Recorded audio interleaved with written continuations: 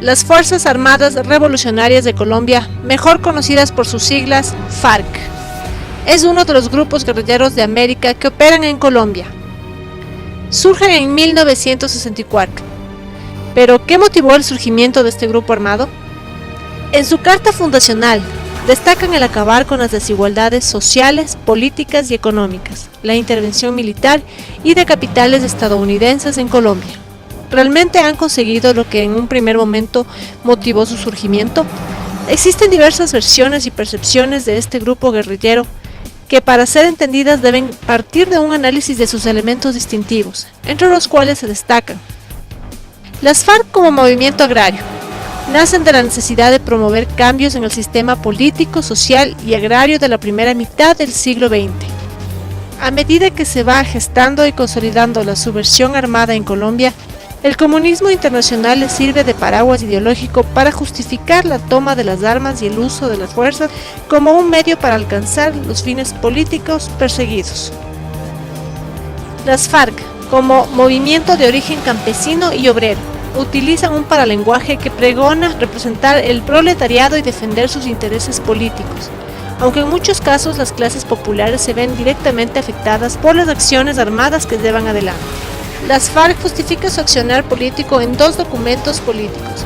El primero, el Manifiesto Comunista, una propuesta ideológica foránea que se perfilaba como una opción de cambio para el modelo político económico vigente. El segundo, una propuesta de reforma agraria propia, reafirmando el carácter de campesino que originó a esta agrupación guerrillera. Entre los postulados que pregona las FARC están la conformación de un nuevo gobierno nacional pluralista, patriótico y democrático, un sistema legislativo unicameral, un sistema económico proteccionista. Entre las características físicas de las FARC no existe límite de edad, discriminación racial o de género para sus integrantes. Hombres y mujeres forman parte de sus cuadrillas. Su bandera de lucha está integrada por la bandera nacional colombiana, el escudo está representado por dos fusiles entrecruzados y encima un libro simbolizando cognitivamente la lucha armada y a su vez la referencia a la importancia de la cultura del pueblo colombiano. La vestimenta típica que utilizan es la de militares, distintiva por su color verde que en el espeso de la selva le ha permitido camuflarse. Pero es precisamente contra militares y policías con quienes se han enfrentado en un conflicto armado que ha marcado la historia y presente de Colombia. Las selvas del entorno en donde habitan los militares de este grupo armado, denotando en un principio su sentir con el medio ambiente y agricultura. Viven en campamentos dotados de elementos básicos y son nómadas, pues van de un lado a otro para que no descubran su ubicación. Las FARC han generado polémica en el plano nacional, colombiano e internacional. Así, para el expresidente colombiano Álvaro Uribe, las FARC no son más que un grupo terrorista ante el cual no se debe acceder. Para el fallecido presidente de Venezuela, Hugo Chávez, las FARC no son terroristas, son verdaderos ejércitos y hay que darles reconocimiento. Las FARC y el ELN no son ningunos cuerpos terroristas, son ejércitos, verdaderos ejércitos. Son verdaderos ejércitos que ocupan espacio en Colombia, que ocupan un espacio. Hay que darle reconocimiento a las Fuerzas Armadas Revolucionarias de Colombia y al Ejército de Liberación Nacional de Colombia.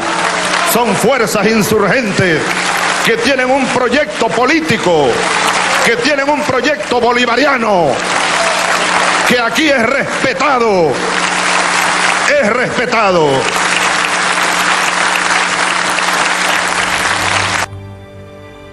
Todos los elementos que están implícitos y enmarcan a las FARC desde su origen y a través del tiempo han tenido que ir adaptando los diferentes discursos ideológicos a la realidad política del momento, justificando siempre su existencia en la problemática social del país. Por esta razón, el discurso comunista original que pretende eliminar las desigualdades continúa todavía vigente. Nosotros siempre hemos dicho que toda nación debe tener su propia soberanía, que los colombianos estamos en capacidad de dirimir nuestros conflictos entre nosotros mismos, que no es necesaria una intervención,